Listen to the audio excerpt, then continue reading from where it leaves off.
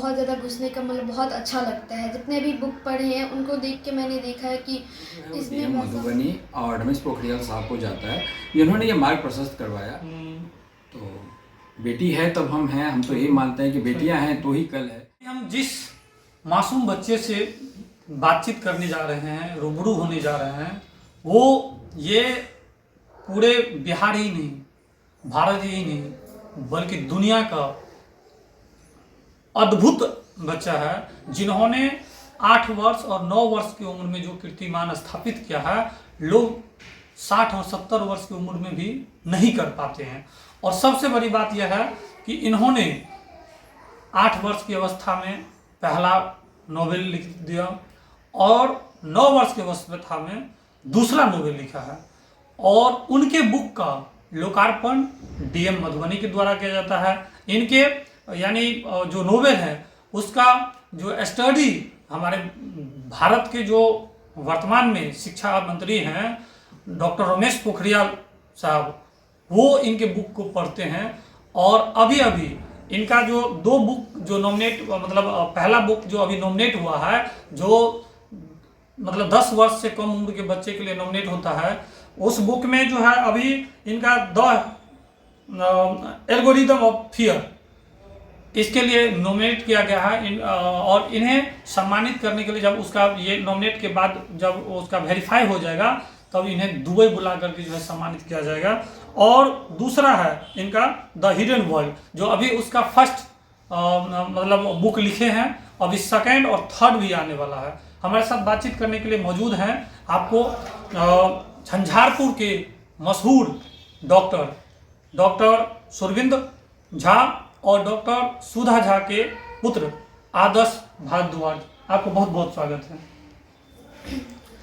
What will you say about this achievement?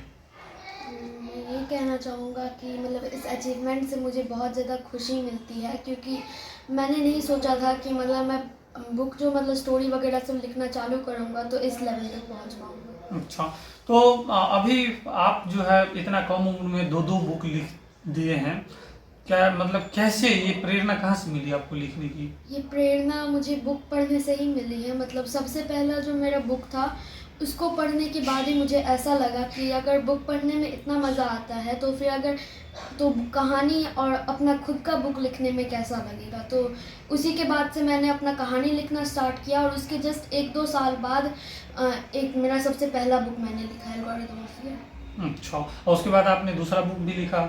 हाँ, the hidden world. तो ये जो आप बुक लिखे हैं, तो आप मान लीजिए बुक साहित्य के क्षेत्र में ही आपका इंटरेस्ट क्यों जगा और संगीत के क्षेत्र में? मतलब ये तो सबकी अपनी अपनी बात होती है, किसको क्या पसंद है, चॉइस। तो मतलब मुझे राइटिंग के वर्ल्ड में बहुत ज़्यादा घुसने का मतलब बहुत अच्छा लगता है। जितने भी बुक पढ़े हैं उनको देख के मैंने देखा है कि इसमें वैसा होता है, तो फिर रीडर्स वगैरह सबको भी कितना अच्छा लगता है, उनका भी वो हो जाता है, बोर्डम पास हो जाता है। और मुझे बाकी बुक लिखना भी बहुत पसंद है, इसलिए मुझे जो है ना ये राइटिंग क्षेत्र में ज़्यादा कितना चैलेंजेबल रहा? ये तो थोड़ा शुरुआत में थोड़ा सा चैलेंजफुल लगा, लेकिन जब एक बार मतलब प्लान कर लिया ना कि इस टाइप से बुक लिखेंगे वैसा, तो फिर ये आसानी लगने लगा। अच्छा, आगे चल करके आप क्या बनना चाहते हैं? आगे चल के तो मैं मतलब बुक के वर्ल्ड से आगे बढ़ूंगा, मतलब जैसे आईएएस बनना चाहता हूँ। लेकिन अगर टाइम मिला मुझे हॉबी या फिर कोई अदर टाइप्स में, तो मैं अपना ये बुक लिखना, स्टोरी लिखना छोड़ूंगा नहीं, कंटिन्यू जारी रहेगा। अच्छा, संगीत के क्षेत्र में भी आपका बहुत ज़्यादा इंटरेस्ट देख रहे हैं, क्या क्या बजा लेते हैं? मैं तो तब भी बहुत बजा लेता हूँ मेरे हिसाब से, क्योंकि मुझे पियानो भी आता है, हारमोनियम आता है, थोड़ा बहुत तबला आता है और गिटार भी आता है। मतलब इतने कम उम्र में सारे के सारे आप बजा लेते हैं? हाँ।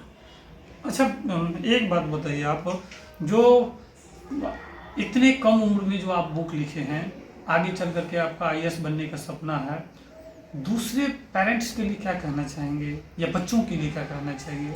दूसरे पेरेंट्स और बच्चों के लिए तो मैं यही कहना चाहूँगा कि जिस तरह मेरे पेरेंट्स ने मेरा मतलब साथ दिया, मुझे बुक से रिलेटेड या कोई भी स्टडी मटेरियल कुछ भी पढ़ाई से रिलेटेड दिया, मुझे मतलब इतना सपोर्ट किया बुक लिखने में, वैसे ही दूसरे पेरेंट्स को भी मतलब अपने बच्चों को सपोर्ट करना चाहिए। और सिर्फ पेरेंट्स ही नहीं, बच्चों को भी जो है ना अपना एक कुछ बनाना चाहिए। हर समय मतलब कुछ एक ही चीज़ पे नहीं रहना चाहिए, उन्हें मतलब एक हॉबी अपना कंटिन्यू करना चाहिए और नई नई चीज़ों पे जाना चाहिए। अच्छा, सोशल मीडिया का बहुत साइड इफेक्ट देखने को मिल रहा है, ऐसे में आप कितना सोशल मीडिया से कितना जुड़े हैं?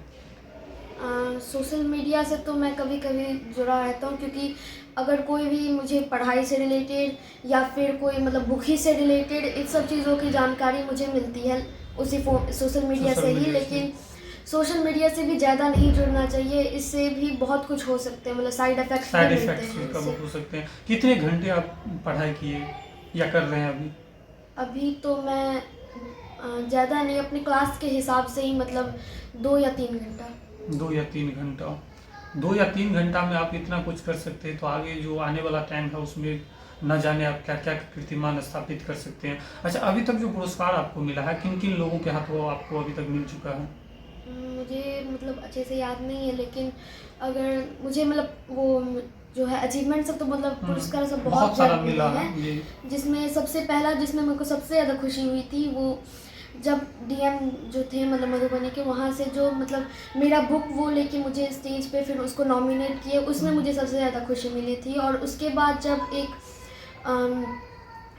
उनका क्या नाम था नहीं पता, लेकिन उन्होंने एक थी मतलब वाजपेयी जी। हाँ, तो वो उन्होंने मेरा सबसे पहला वो बुक लिया था हाथ में, तो उसे देखकर भी मुझे बहुत खुशी हुई थी। अच्छा, ठीक है, हमारे साथ बातचीत करने के लिए बहुत बहुत धन्यवाद। आइए हम आपको रूबरू करवाते हैं डॉक्टर साहब से, इनके पिता से, डॉक्टर सुरविंद झा से। सर बहुत बहुत स्वागत है। धन्यवाद आपका, धन्यवाद सारे इलेक्ट्रॉनिक्स मीडिया का जो बच्चे को कवर कर रहे हैं, उसको आगे की मार्ग को प्रशस्त कर रहे हैं।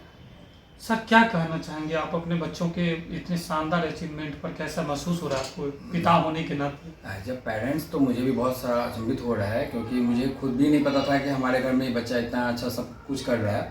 और क्रेडिट गोज टू हमारे साले साहब का, जो बच्चे का मामा है, वो एक बार ऐसे ही आए थे, वो जेएनयू लाइब्रेरी प्रोफेशनल में है, तो उन्होंने ही कहा था कि नहीं ये अच्छा लिखता है, इसके लिखावट को थोड़ा सा और दिखाया जाए दुनिया को। फिर हम लोगों ने सोचा कि क्यों ना इसकी किताब दिया जाए। और फिर नटराज पब्लिकेशंस का भी बहुत बड़ा धन्यवाद है इसमें, कि उन्होंने बहुत कम समय में वेरीफाई करके ISBN नंबर दिलवाया, क्योंकि पुस्तक में ISBN मिलने का मतलब है कि आपने जो लिखा है वो आपका अपना माइंड गेम है, आपके अपने मस्तिष्क से लिखा हुआ चीज़ है, ये किसी के प्रति लिखा या चुराया हुआ अवार्ड या पंक्तियाँ नहीं है।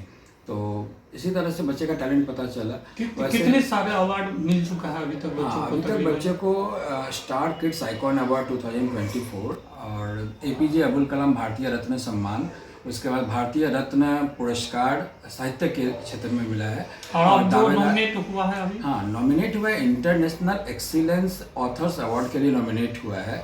नॉमिनेशन का श्रेय जो है वो DM मधुबनी और रमेश पोखरियाल साहब को जाता है, जिन्होंने ये मार्ग प्रशस्त करवाया, और उनके द्वारा ही हम लोगों को रास्ता दिखाया गया था। वेरिफिकेशन हुए, सब कुछ हुआ, और फिर लगभग नॉमिनेशन हो गया है। फर्स्ट राउंड को क्लियर करके टॉप 100 बुक्स में चला आया है किताब हमारी।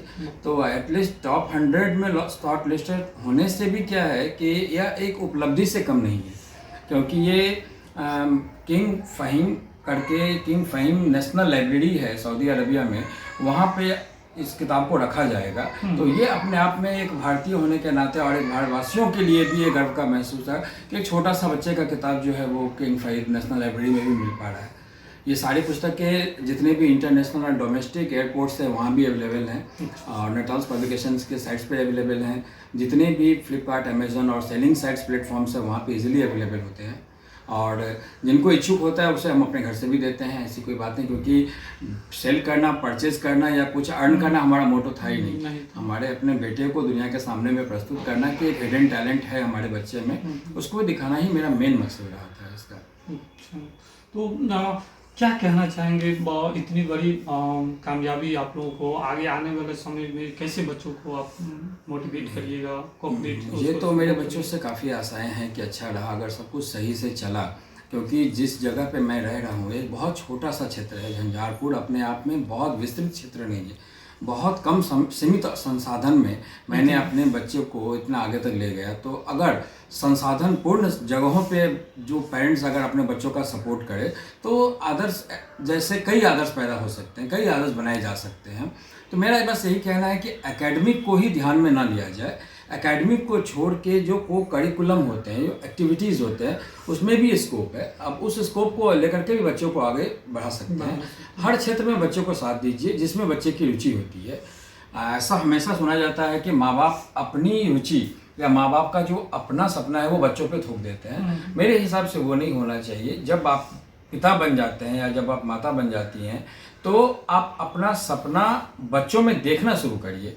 बच्चे को अपने सपने के अनुसार ढालना मत शुरू करिए। आप कोशिश यही करिए कि आपका जो सपना अधूरा रह गया आपका बच्चा पूरा करे, लेकिन इसके लिए फोर्स मत बनाइए, माहौल बनाइए। माहौल बनाइए। अच्छा डॉक्टर साहब, 10वें बर्थडे पर जो है आपने अपने बेटी आस्था के नाम से जो है चांद पर ज़मीन खरीदा था, कैसा प्राउड फील हुआ? हाँ, एक्चुअली हम लोगों ने ये चीज़ बहुत छुपा के किया, मीडिया को खबर ना चले इस तरह से, क्योंकि हाईलाइट होने का मतलब ही हो जाता है वीवीआईपी ट्रीटमेंट शुरू हो जाना।